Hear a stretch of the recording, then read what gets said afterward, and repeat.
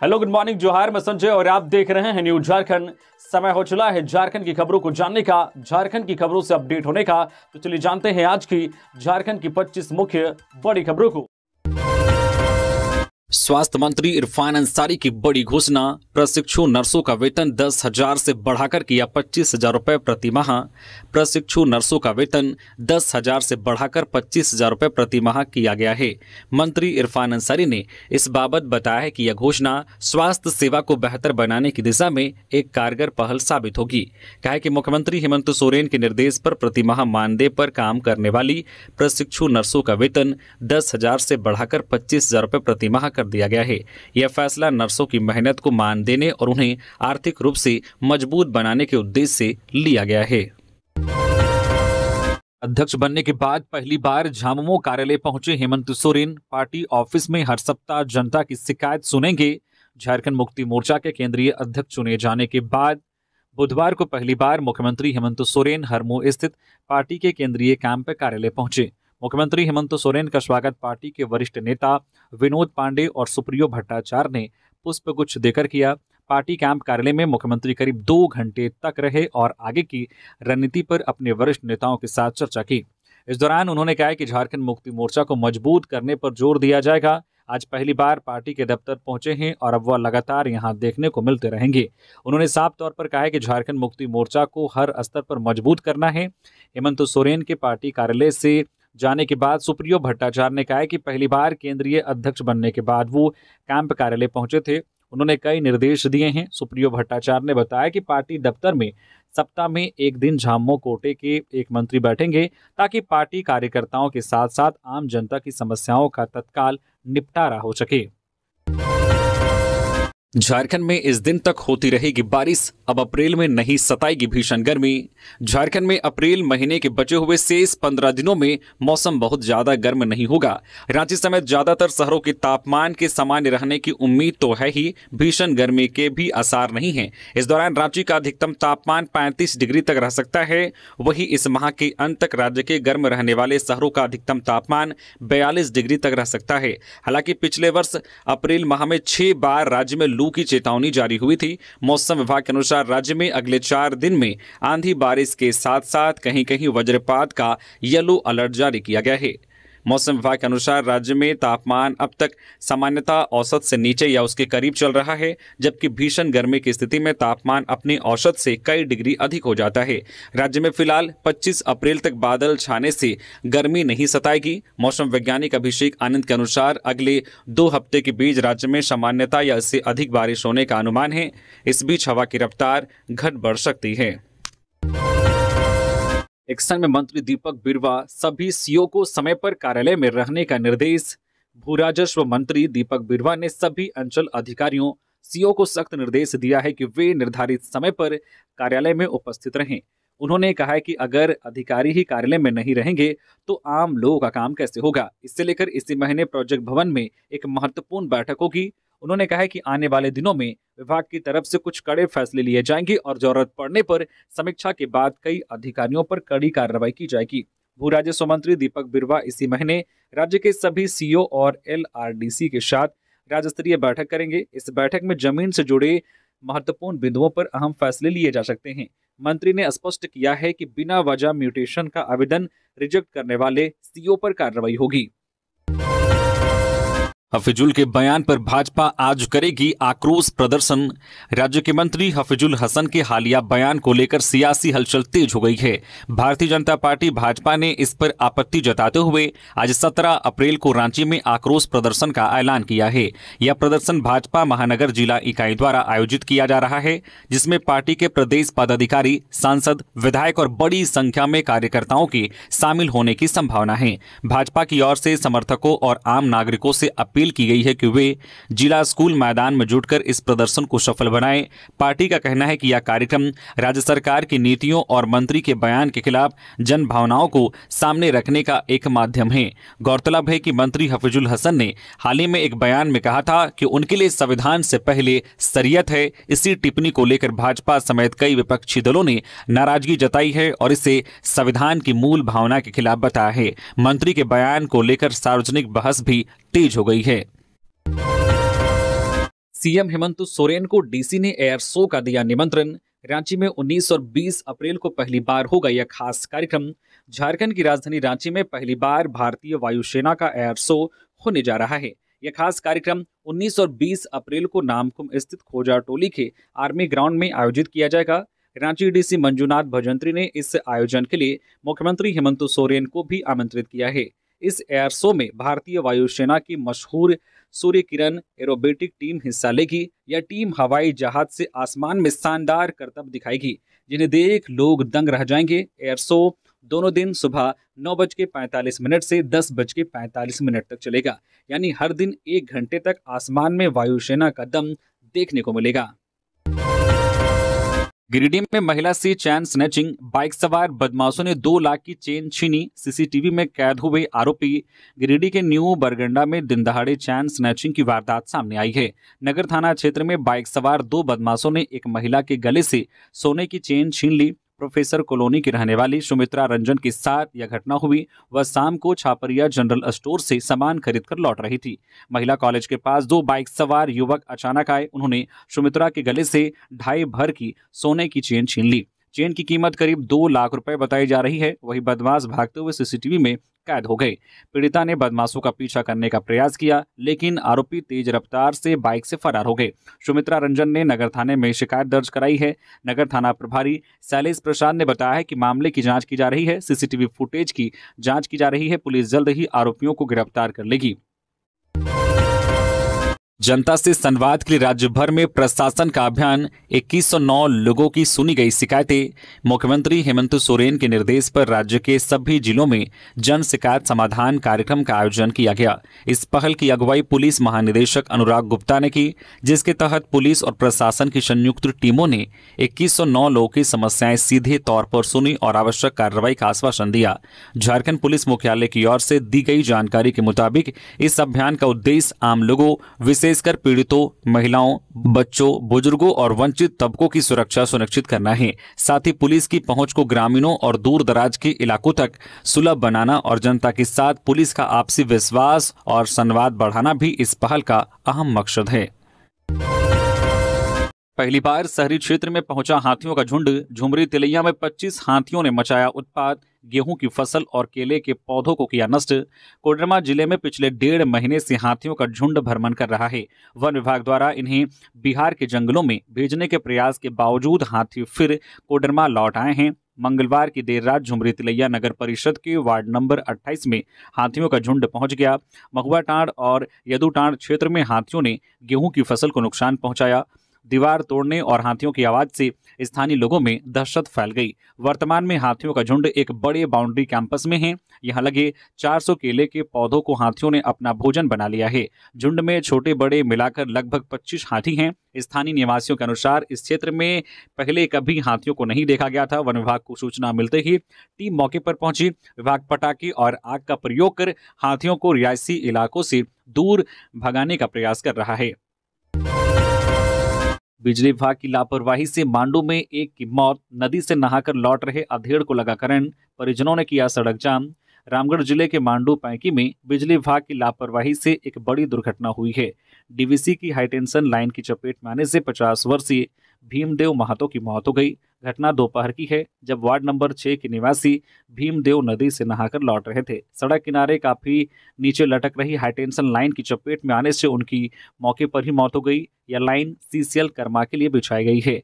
स्थानीय लोगों के अनुसार नए पुल के निर्माण के बाद बिजली की तार लगभग जमीन को छू रही थी। इस खतरे की ओर बिजली विभाग ने कोई ध्यान नहीं दिया। घटना की सूचना मिलते ही क्षेत्र के ग्रामीण और मृतक के परिजन मौके पर पहुंचे और उन्होंने सड़क जाम कर परिवार को मुआवजा और सरकारी नौकरी देने की मांग की। कफन योजना की पुनर्बहाली, झारखंड सरकार की असंवेदनशीलता और विफलता।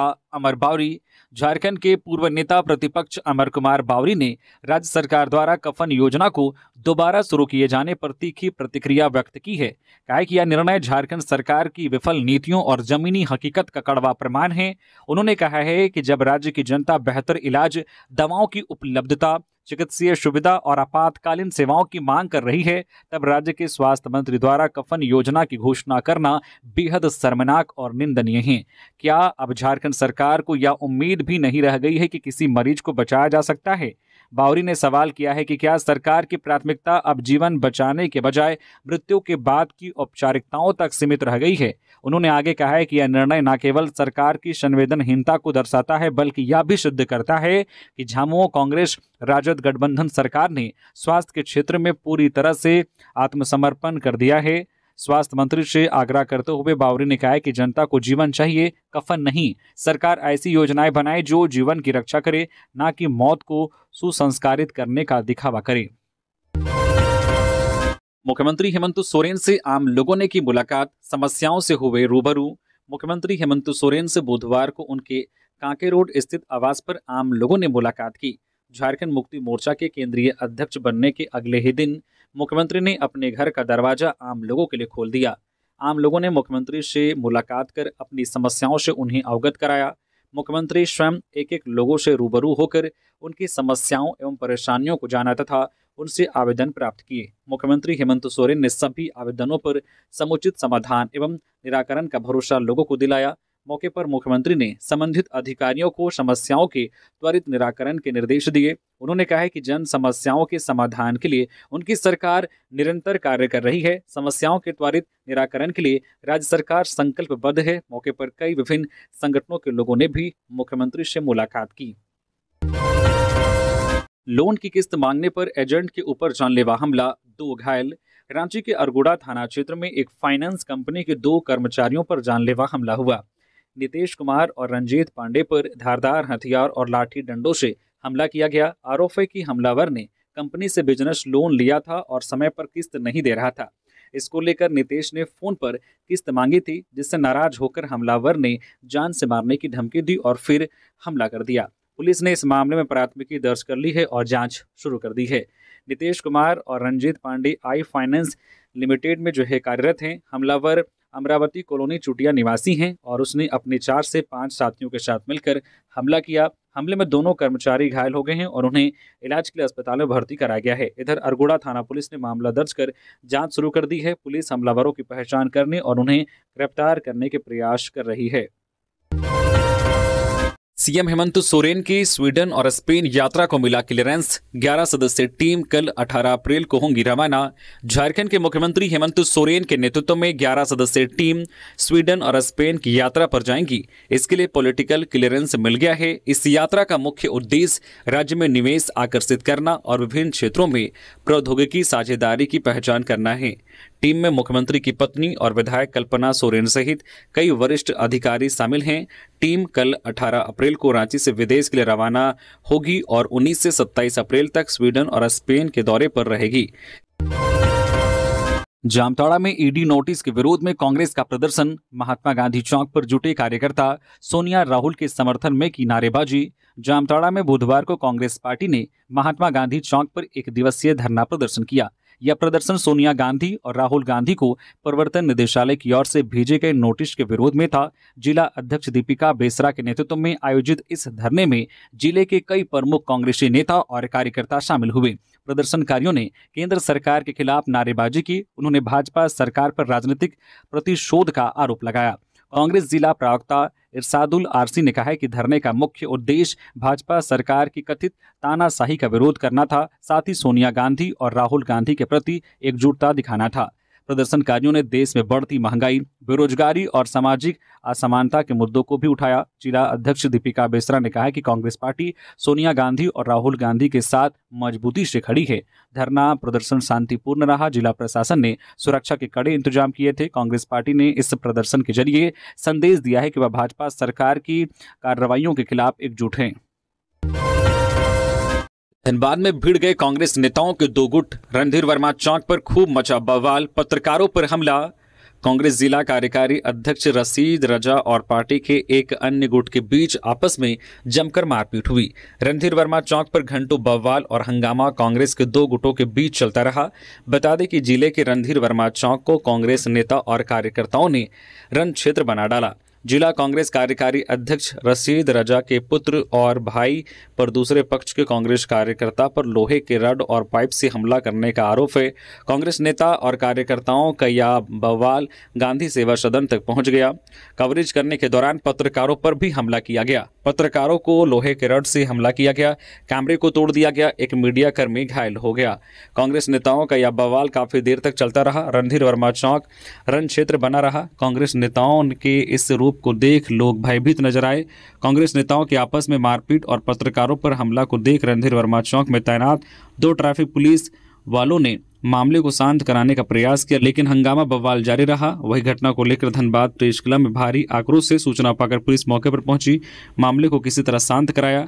वही पुलिस ने उपद्रव करने वालों पर कार्रवाई का आश्वासन एसोसिएशन को दिया है। दुमका फूलो झानो मेडिकल कॉलेज अस्पताल में ओपीडी सेवा ठप। धरने पर बैठे मेडिकल स्टूडेंट्स। झारखंड की उपराजधानी दुमका स्थित फूलो झानो मेडिकल कॉलेज के छात्र छात्राओं ने बुधवार को अस्पताल की ओपीडी सेवा को ठप कर दिया। इस कारण अस्पताल की व्यवस्था चरमरा गई। इस दौरान छात्रों ने कॉलेज के छात्रावास में पानी और बिजली को सुचारू रूप से व्यवस्थित करने की मांग की। इधर मेडिकल कॉलेज अस्पताल में ओपीडी सेवा ठप रहने से इलाज के लिए आए मरीजों को काफी परेशानी का सामना करना पड़ा। हालांकि अस्पताल में इमरजेंसी सेवा चालू रही। फूलो झानो मेडिकल कॉलेज के छात्र छात्राओं ने अस्पताल परिसर में धरना दिया। इस दौरान उन्होंने कॉलेज प्रबंधन, स्वास्थ्य विभाग और झारखंड सरकार के खिलाफ जमकर नारेबाजी की। छात्रों ने कहा कि हमारे छात्रावास में पानी और बिजली की बहुत ही व्यवस्था खराब है। पिछले कुछ दिनों से तो स्थिति और चरमरा गई है, जिसमें हमें काफी परेशानी हो रही है। छात्रों ने कहा कि हमारे छात्रावास में पानी और बिजली की व्यवस्था बहुत ही बदतर है। पिछले कुछ दिनों से तो स्थिति और चरमरा गई है, जिससे हमें काफी परेशानी हो रही है। छात्रावास में बिजली की वायरिंग बेहद खराब है। बिजली के तार जगह जगह से कटे हैं, जिससे कभी भी कोई बड़ा हादसा हो सकता है। छात्रों ने बताया कि छात्रावास में व्याप्त कर्मियों की शिकायत कॉलेज प्रबंधन के साथ डीसी को भी कर चुके हैं, लेकिन अब तक समस्या का समाधान नहीं किया गया। कोई हमारी सुनने को तैयार नहीं है। अब हमारे पास आंदोलन छोड़ कोई रास्ता नहीं रह गया है। बहुत जल्द पाउडर प्लांट के साथ मिल्क प्रोडक्ट प्लांट का होगा शिलान्यास। मंत्री राष्ट्रीय डेयरी विकास बोर्ड एनडीडीबी के अध्यक्ष सह प्रबंध निदेशक डॉक्टर मीनेश शाह ने बुधवार को कृषि मंत्री शिल्पी नेहातरकी से मुलाकात की।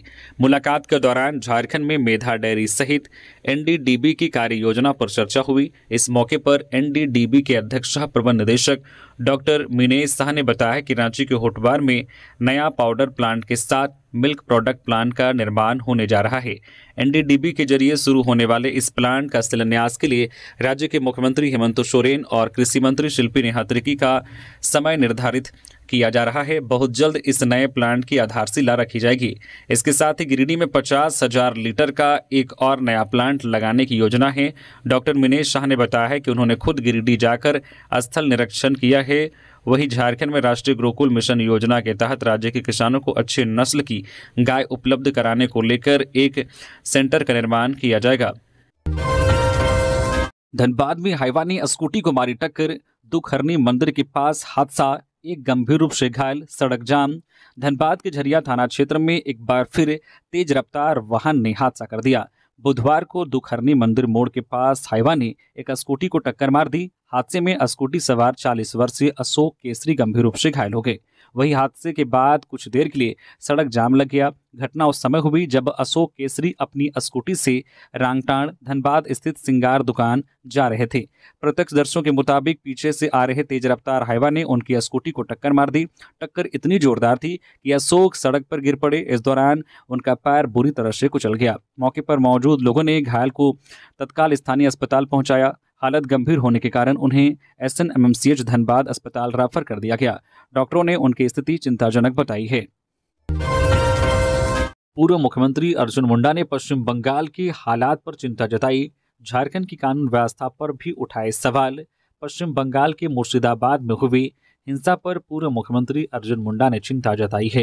गिरिडीह जाने के क्रम में पूर्व मुख्यमंत्री अर्जुन मुंडा ने बोकारो के जैना मोड़ के पास मीडिया से बातचीत में यह बातें कही।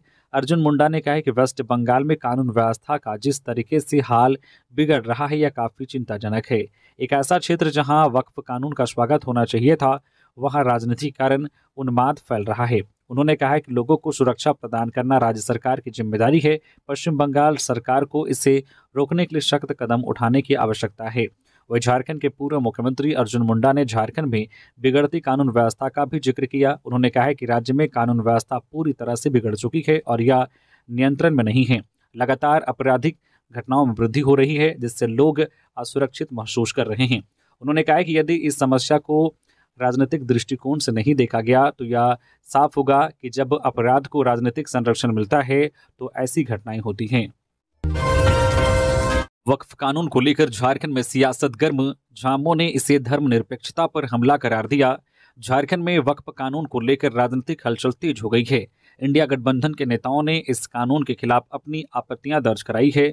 वहीं झारखंड के मंत्री इरफान अंसारी ने यहां तक कह दिया है कि झारखंड में यह कानून लागू नहीं होगा। वक्फ संशोधन विधेयक को लेकर झारखंड में सत्तारूढ़ झामुमो और विपक्षी भाजपा के बीच तीखी राजनीतिक बहस छिड़ गई है, जहां झामुमो इसे राज्यों के अधिकारों और धर्मनिरपेक्षता पर हमला मानता है, वहीं भाजपा इसे आदिवासी हितों की रक्षा के लिए जरूरी कदम बता रही है। इस मुद्दे पर दोनों पक्षों के बीच आरोप प्रत्यारोप का दौर जारी है, जिससे राज्य की राजनीति में उथल पुथल मची हुई है। झारखंड मुक्ति मोर्चा झामुमो ने इस विधेयक का विरोध करते हुए इसे राज्यों के अधिकारों और धर्मनिरपेक्षता के खिलाफ बताया है। वहीं भारतीय जनता पार्टी और उनके नेता इस विधेयक को आदिवासी हितों की रक्षा के लिए आवश्यक कदम मानते हैं। मुख्यमंत्री हेमंत पहुंचे रांची प्रेस क्लब, राजन कुमार सिंह के बेटे की शादी में हुए शामिल। मुख्यमंत्री हेमंत सोरेन बुधवार को करमटोली स्थित रांची प्रेस क्लब पहुंचे। वहां उन्होंने डॉक्टर राजन कुमार सिंह के बेटे कुशल के शादी समारोह में शिरकत की।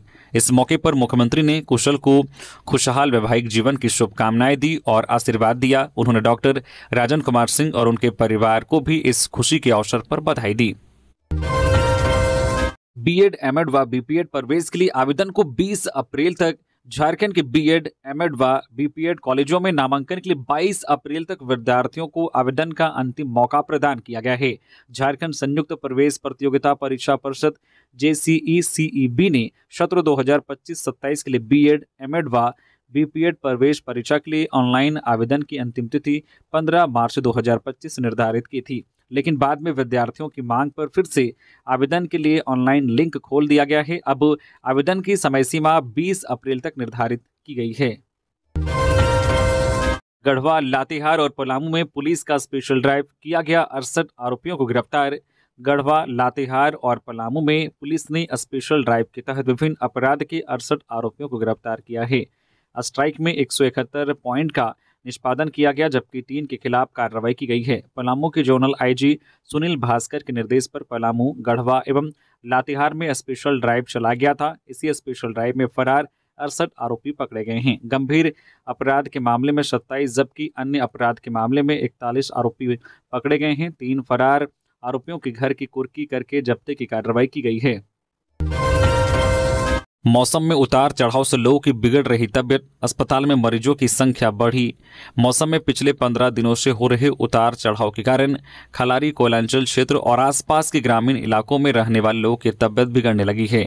मौसम में बदलाव होने के कारण खलारी, कोयलांचल क्षेत्र के सरकारी अस्पताल और सीसीएल के अस्पतालों में मरीजों की संख्या तेजी से बढ़ रही है। पूरे दिन तेज धूप और गर्मी के बाद शाम के समय हो रही बारिश के कारण जब एक तरफ मौसम खुशनुमा हो रहा है तो वही मौसम में लगातार हो रहा बदलाव बीमारी का मुख्य कारण भी बनता जा रहा है। घर घर में वायरल फीवर के मरीजों की संख्या बढ़ रही है। वायरल फीवर के मरीजों की संख्या काफ़ी तेजी से बढ़ रही है। वायरल फीवर के साथ साथ सर्दी, खांसी, पेट दर्द, लूज मोशन, गले में दर्द की शिकायत लेकर मरीज अस्पताल पहुंच रहे हैं। जमशेदपुर में इंटरस्टेट चोर गिरोह का भांडाफोड़, 6 अपराधी और 1 सोनार गिरफ्तार। 99 ग्राम सोना और हथियार बरामद। जमशेदपुर पुलिस ने शहर और आसपास के इलाकों में हो रही चोरी की घटनाओं का खुलासा करते हुए एक इंटरस्टेट चोर गिरोह को गिरफ्तार किया है। पुलिस ने गिरोह के 6 सदस्यों और एक स्वर्ण व्यवसायी को हिरासत में लिया है। गिरफ्तार आरोपियों में ओडिशा के तारा सिंह चौहान और राहुल चौहान, मध्य प्रदेश के अजय चौहान और आशीष चौहान, महाराष्ट्र के संदीप सोलंकी शामिल हैं। इनके साथ जमशेदपुर के स्वर्ण व्यवसायी अजय कुमार बर्मन को भी गिरफ्तार किया गया है। सीटीएसपी कुमार शिवाशीष ने बताया कि गोविंदपुर थाना प्रभारी को गुप्त सूचना मिली थी कि कुछ संदिग्ध लोग घोड़ा बांध हॉस्पिटल के सामने इकट्ठा हुए हैं। पुलिस ने तुरंत कार्रवाई करते हुए डकैती की योजना बनाते 6 अपराधियों को मौके से दबोच लिया। पुलिस ने आरोपियों के पास से एक देसी कट्टा, एक जिंदा गोली, 3 लोहे की बारी, एक सलाई रिंच, एक पेचकश और एक टॉर्च बरामद किया है। इनकी निशानदेही पर लगभग 99 ग्राम चोरी के स्वर्ण आभूषण भी बरामद किए गए हैं। सीएम हेमंत सोरेन से मिलेगा सचिवालय सेवा संघ, नए अनुदेश को लेकर होगी चर्चा। नए सचिवालय अनुदेश को लेकर झारखंड सचिवालय सेवा संघ में भारी आक्रोश है। संघ ने मुख्यमंत्री हेमंत सोरेन के सामने विस्तार से अपनी मांगों को रखने का फैसला किया है। मुख्यमंत्री से सचिवालय अनुदेश में किए जा रहे परिवर्तन पर विरोध दर्ज कराने का भी निर्णय लिया है। मुख्यमंत्री को प्रेषित किए जाने वाले मांग पत्र को तैयार कर लिया गया है। उसमें कहा गया है कि राज्य सरकार के कार्मिक एवं प्रशासनिक सुधार विभाग ने नया सचिवालय अनुदेश तैयार करने का प्रस्ताव गठित किया है, जो सचिवालय अनुदेश 1952 का स्थान लेगा। यह सच है कि 1952 का सचिवालय अनुदेश काफी पुराना है। इसके कई प्रावधान समय के साथ बदलते नियमों के आलोक में अप्रासंगिक हो गए हैं। इसलिए वर्तमान अनुदेश में संशोधन का संघ स्वागत करता है, लेकिन कार्यालय संचालन के साथ साथ राज्य के विकास में महत्वपूर्ण स्थान रखने वाले इस सचिवालय अनुदेश में किए जाने वाले बदलाव के प्रारूप को वेबसाइट पर जारी कर स्टेक होल्डरों के विचारों को जानने की कोशिश की जानी चाहिए। इसलिए नए सचिवालय अनुदेश के गठन पर केवल एक विभाग द्वारा पूर्ण निर्णय न लेते हुए इसके लिए एक अंतर्विभागीय उच्च स्तरीय कमेटी का गठन किया जाना चाहिए। सिंदरी में हर्ल फैक्ट्री से अमोनिया गैस का रिसाव, लोगों में दहशत, प्रबंधन ने बताया ये कारण। धनबाद के सिंदरी स्थित हर्ल फैक्ट्री से अमोनिया गैस के रिसाव ने स्थानीय लोगों की परेशानी बढ़ा दी है। गैस रिसाव की वजह से लोगों में डर का माहौल है और स्वास्थ्य को लेकर चिंता गहराती जा रही है। इस संबंध में फैक्ट्री के एचआर प्रमुख विक्रांत कुमार ने सफाई देते हुए कहा कि फैक्ट्री पिछले 2 दिनों से बंद है और इस दौरान मेंटेनेंस का काम चल रहा है। उन्होंने बताया कि गैस उत्पादन न होने के बावजूद पाइप लाइनों में बची हुई अमोनिया गैस मेंटेनेंस के दौरान लीक हो गई, जिससे यह स्थिति उत्पन्न हुई। विक्रांत कुमार ने दावा किया है कि स्थिति नियंत्रण में है और जिला प्रशासन को इसकी सूचना दे दी गई है। इधर सिंदरी चैम्बर ऑफ कॉमर्स के दीपक कुमार दीपू ने बताया कि सुबह बाजार से लौटते वक्त उन्हें आंखों में जलन और सांस लेने में दिक्कत महसूस हुई। उन्हें गैस रिसाव का अंदेशा हुआ। इसके बाद उन्होंने अपने अन्य साथियों से संपर्क किया, जिन्होंने भी इस तरह की शिकायतें की। रामगढ़ में 4 दुकान से 1 लाख की चोरी, चोरों ने सीसीटीवी कैमरे भी तोड़े। दुकानदारों ने थाने में दर्ज कराई शिकायत। रामगढ़ शहर के डेली मार्केट में मंगलवार रात चोरों ने बड़ी वारदात को अंजाम दिया। चोरों ने 4 दुकानों को निशाना बनाया। उन्होंने दुकानों से नगद और सामान मिलाकर करीब 1 लाख रुपए की चोरी की। बुधवार सुबह दुकानदार जब अपनी दुकानें पहुंचे तो सभी दुकानें के ताले टूटे हुए मिले। दुकान के अंदर जाकर देखा तो ड्रॉवर में रखी नकदी और कीमती सामान गायब थे। चोरों ने अपनी पहचान छिपाने के लिए दुकानों में लगे सीसीटीवी कैमरे भी तोड़ दिए। दुकानदारों ने बताया है कि उन्हें यह दुकान कैंटोनमेंट से आवंटित हुई है। शटर में कमजोर ताले लगे होने के कारण चोरों को दुकान में घुसने में आसानी हुई। चोरों ने करीब 20,000 रुपये नगद और 80,000 रुपये का सामान चुराया है। पीड़ित दुकानदारों ने रामगढ़ थाने में शिकायत दर्ज कराई है। पुलिस मामले की जांच कर रही है। अवैध कोयला लदी बोलेरो को लोगों ने फूंका, सड़क जाम। 2 बोलेरो की टक्कर के बाद लोगों का पुलिस के खिलाफ फूटा गुस्सा, 2 लोग जख्मी। धनबाद स्थित तेतुलमारी में राजगंज सिजुआ मार्ग के कुष्ठ अस्पताल के पास मंगलवार की देर रात 2 बोलेरो के बीच हुई टक्कर के बाद जमकर बवाल मचा। एक बोलेरो में अवैध कोयला लदा था, जबकि दूसरी में पैसेंजर थे। इस घटना में 2 लोग जख्मी हुए। इधर घटना के बाद आक्रोशित ग्रामीणों ने कोयला लदी बोलेरो को आग के हवाले कर दिया। लोगों ने राजगंज सिजुआ पथ को भी जाम कर दिया। इस दौरान लोगों ने पुलिस प्रशासन के खिलाफ जमकर नारेबाजी की। मौके पर पहुंची पुलिस ने लोगों को समझाने की भरपूर कोशिश की, लेकिन लोग नहीं माने। ग्रामीणों का आरोप है कि अवैध कोयला लदे वाहन तेज रफ्तार से चलते हैं, गलत तरीके से सड़क पर सरपट दौड़ते हैं। इससे आए दिन हादसे होते हैं। दिन हो या रात इनकी रफ्तार कम नहीं होती। विरोध करने पर कोयला तस्कर और पुलिस धमकी देते हैं। ग्रामीणों के उग्र रूप को देखते हुए ईस्ट बसुरिया, राजगंज, राम कनाली और कतरास थानों की पुलिस को मौके पर बुलाया गया। ग्रामीणों ने सड़क से अवैध कोयला लदे वाहनों को पूरी तरह बंद करने की लिखित मांग रखी। करीब 2 घंटे की मशक्कत के बाद प्रशासन ने लिखित आश्वासन दिया, तब जाकर ग्रामीण शांत हुए। फिर जेसीबी से बोलेरो को हटाया और सड़क पर बिखरे कोयले को किनार कर यातायात सामान्य कराया। देवघर में साइबर पुलिस टीम ने 7 आरोपियों को लिया हिरासत में। किशोर को किया निरुद्ध, 7 भेजे गए जेल। साइबर थाना की पुलिस ने सारवा थाना अंतर्गत पुरानी करडिया गांव के समीप झाड़ी जंगल में छापेमारी कर पुलिस ने वहां से 7 साइबर आरोपियों को हिरासत में लिया और एक किशोर को निरुद्ध किया। आरोपियों को थाना लाकर पुलिस ने सघन पूछताछ की। यह छापेमारी एसपी अजीत पीटर डुंगडुंग के निर्देश पर की गई है।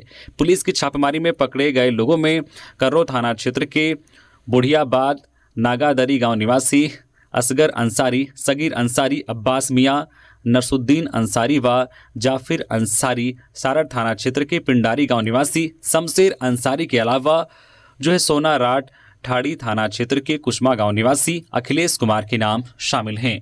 पुलिस ने गिरफ्तारी के दौरान 8 मोबाइल फोन और 11 सिम कार्ड बरामद किए हैं। इन मोबाइल फोन और सिम कार्ड का इस्तेमाल ठगी के लिए किया जा रहा था। शुरुआती जांच के क्रम में पुलिस जांच कर आश्वस्त हुई है कि उक्त साइबर ठगों का गिरोह गूगल पर अपना फर्जी कस्टमर केयर नंबर अपलोड करता था और लोगों को झांसे में लेकर व्यक्तिगत जानकारी लेने के बाद ठगी करता था। तो ये थी आज की झारखंड की टॉप बड़ी खबरें। इसी तरह से झारखंड की हर छोटी बड़ी खबर देखने के लिए आप हमारे चैनल न्यूज झारखंड चैनल को सब्सक्राइब करके बेल आइकन प्रेस कर दीजिए, जिससे झारखंड की हर छोटी बड़ी खबर का अपडेट आप तक पहुंचता रहे। तो अभी के लिए बस इतना ही, हमें दीजिए इजाजत, फिर मिलते हैं नेक्स्ट खबरों के साथ। धन्यवाद।